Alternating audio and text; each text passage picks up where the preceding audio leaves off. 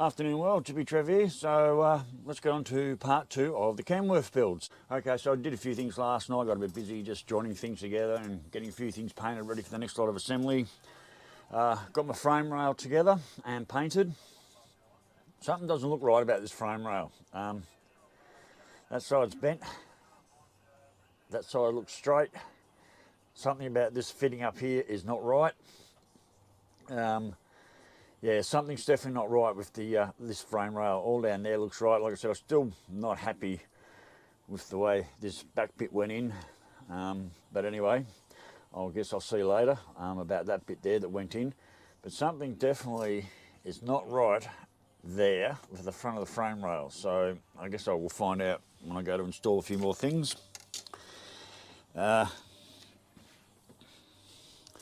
Got my dash painted up. I'm pretty happy with that. That was all done under magnifying glass last night with a very small and very fine paintbrush and paint.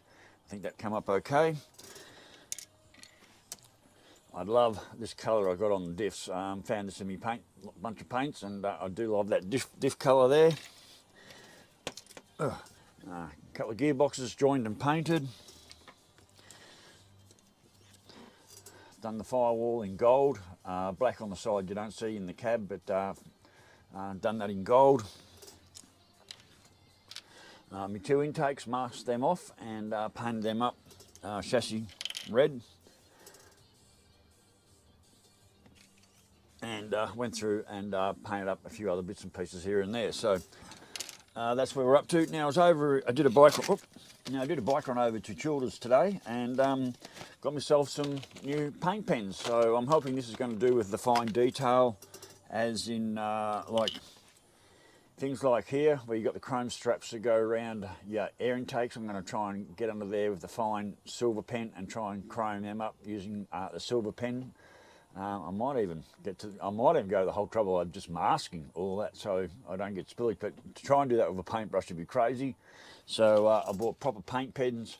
They were 24 bucks just for those few colours. That was 24 bucks. I haven't even opened, I've opened them, but they're all still wrapped in plastic, so I don't know what the quality of these are like. But I got these over in Childers at the place down near the supermarket, not the big super, not the big $2 shop right up near Subway and that, the bigger one. This was just a tiny little cheap shop down near the supermarket, and they had a much better art supply. So and they've got more of these there in different whatevers. So that's really good. I'm looking forward to getting into using them. Got my springs painted up. Rear springs are painted up. They're ready to go on, and a few other bits and pieces here and there. So anyway, so this is the start of part 2 of the Kenworth build. I've got to get in. Like I said, I'm really not happy. This frame, there's something not right here. I might have to peel this off, and I don't know what I'm going to do with that. I might have to, yeah, there's definitely something not right there. I might have to, yeah, fucking AMT build sheets. Something's not right.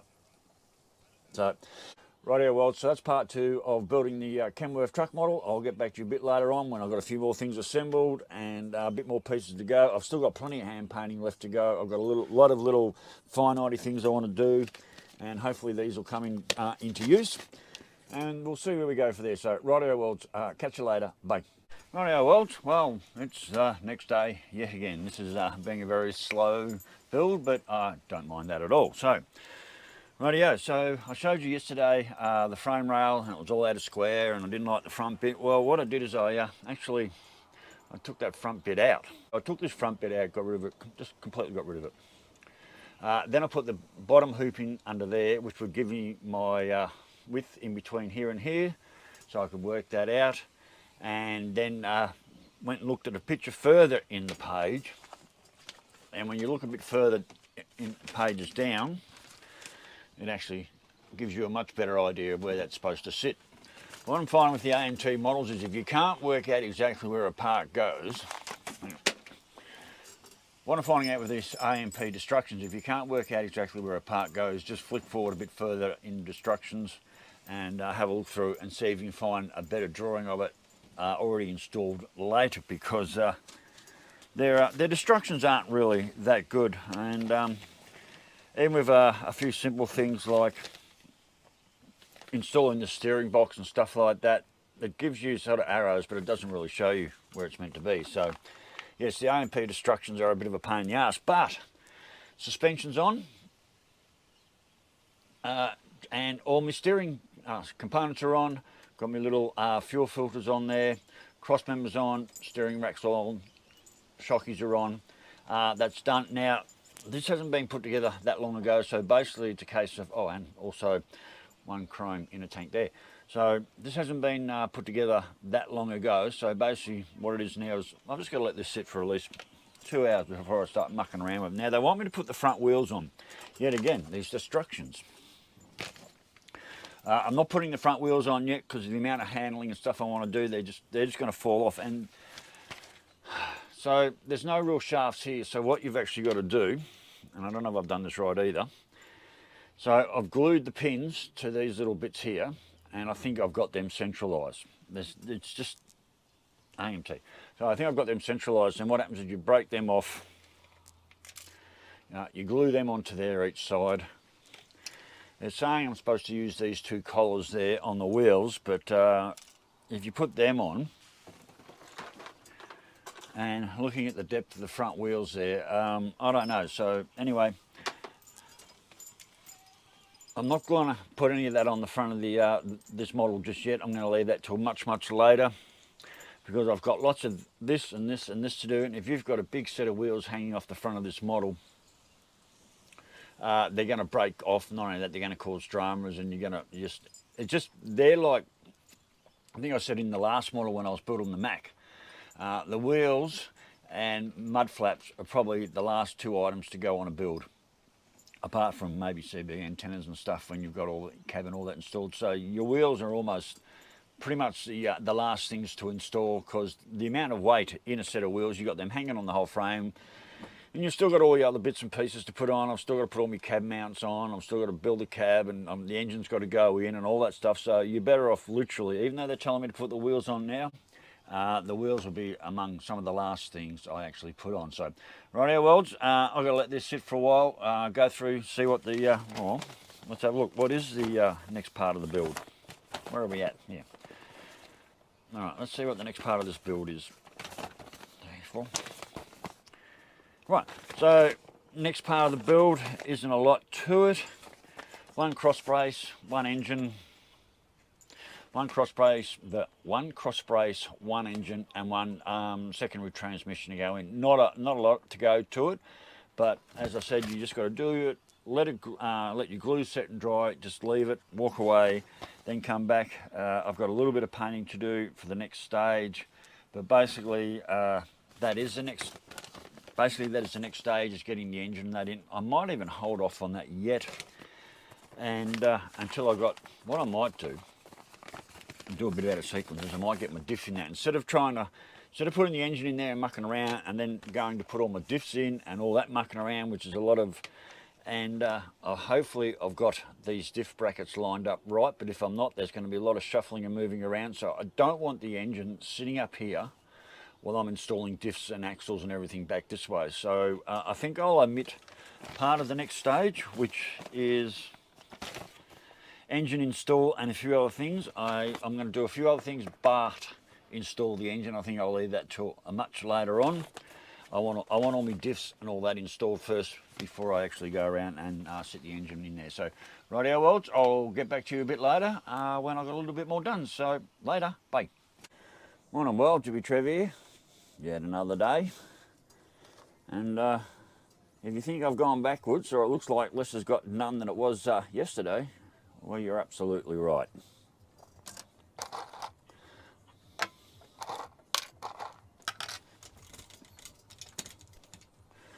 Here's yesterday effort, right there. What a fucking nightmare. These AMT instructions are absolutely the biggest pain in the ass you will ever get. So, if you remember, yesterday I had my suspension on, and I was all excited. I'm coming to assemble the diffs, and I went to put them in, and because of these brackets they got here, the diffs wouldn't sit in, they wouldn't go in, It was just a complete another shit show, and the whole thing just literally fell. The whole thing just, it was just a complete another shit show, and the whole thing just fell apart on me. And no matter what I did, I could not make these work. This is the worst rear axle assembly on a truck model I've ever had to build. Nothing fits, nothing seems to go right. I'm going to have another go at it today. Now,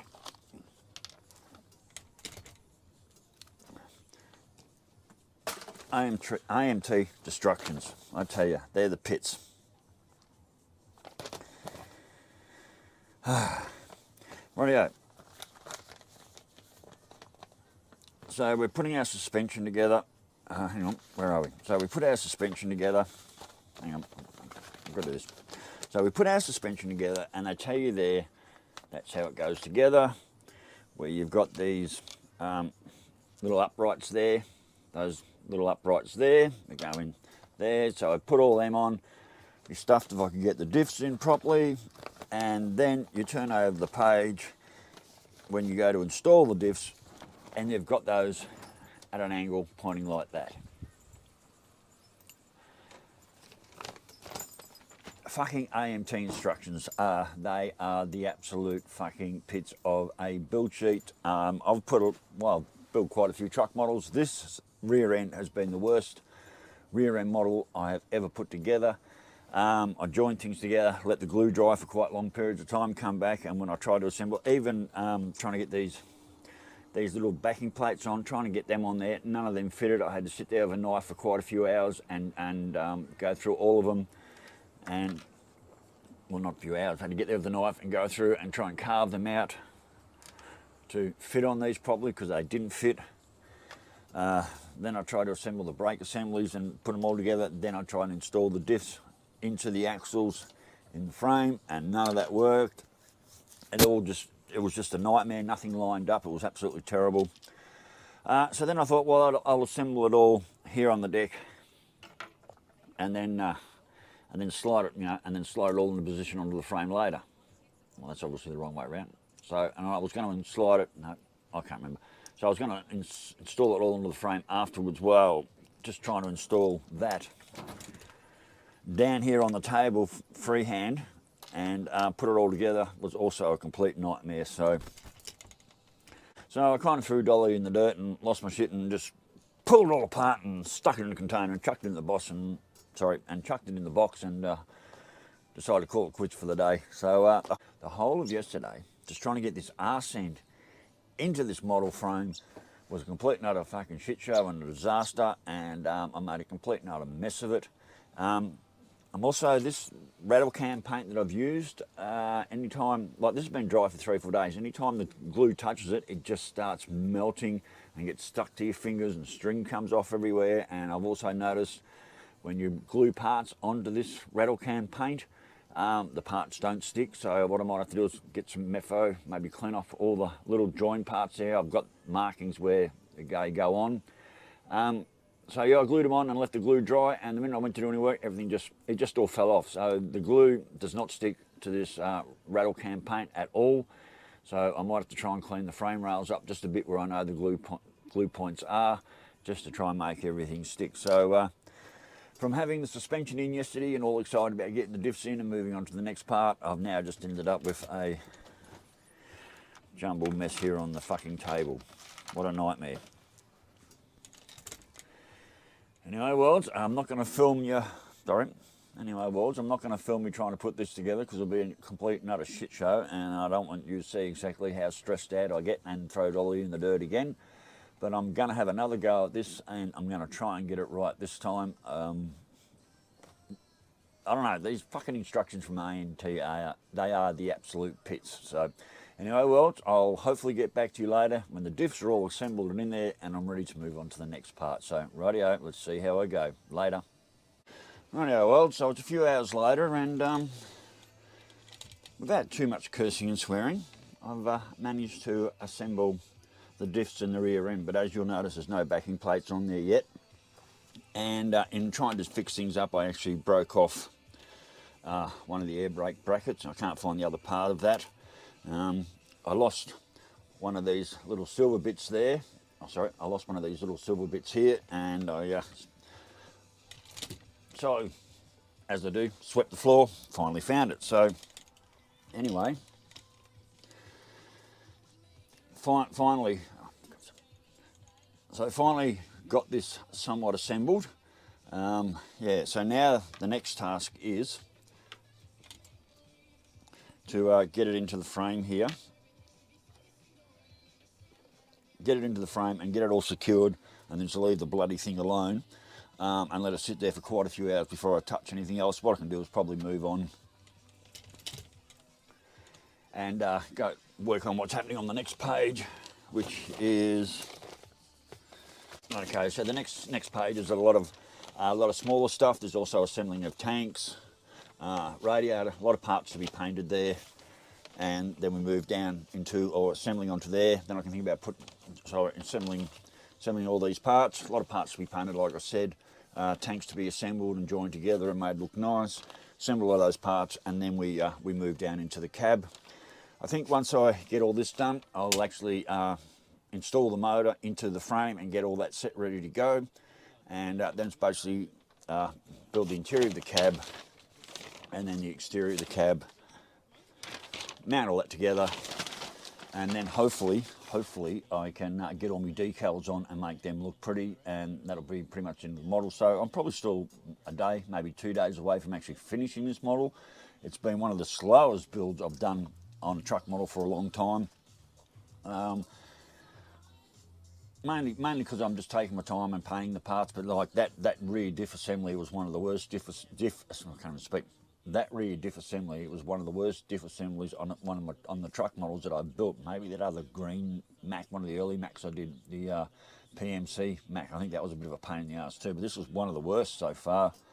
So hopefully I can get that in the frame, get the backing plates on. I don't know if I'm going to bother installing the air brake canisters and the cams. I might just omit those parts just because they are so bloody fiddly, and then just move on with what's next. So, and of course the AMP destruction sheets, they leave a lot to be desired. There's a lot of gaps there, there's a lot of things you've got to figure out for yourself, and then as with all the AMT ones, I find I put parts on, and when I go to assemble things further down the line that go to those parts that tell you to put them on, I'm pulling them all off and putting them on in the place where they should have been, but the destruction sheet just does not tell me exactly where they go, and their hand-drawn pictures are, well, they are what they are. So, rightio, well, so definitely a little bit further on. Can't believe it's taken 2 days just to get that far and getting, like I said, I had all these on the other day, and then yesterday afternoon, I threw Dolly in the dirt and just pulled everything to bits and stuck it in a container because I'd absolutely had enough of this fucking thing.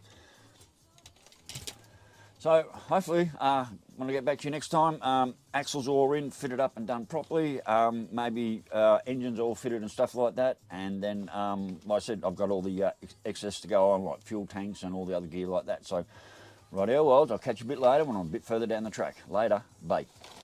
Morning, Wilds. Well, it's yet another day and we're still only on part 2. This has definitely been a very slow build, but I'm getting there, slowly getting there. So, finally got all the diffs in, they're done, they're in. Not putting any wheels on yet, as you know, I tend to put them on last. So diffs are in, little bits and pieces are in.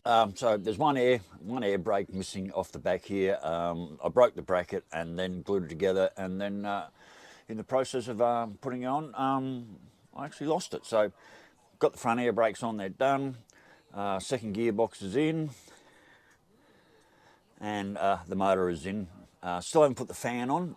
That's going to go on next because the next stage of this build will be the radiator and so forth. Now, the mistakes you make early in a build definitely tend to show up later and make things really difficult. So when I've done the frame rails, I obviously didn't do them straight because I've just put the cross brace on, which is that's the cross brace. Excuse me, that's the cross brace as a cab support. It's crooked. You can see it's crooked. So basically what's happened is I've put my frame rails together and I haven't done them straight. They're not straight at all, so now everything is slightly off kilter. So when I go and put the cab on top to set it all up, it's all going to be twisted. So the mistakes you make early in the start of the build are really going to come back and bite me hard in the arse on this one, because as you can see, that cross brace there is definitely not straight.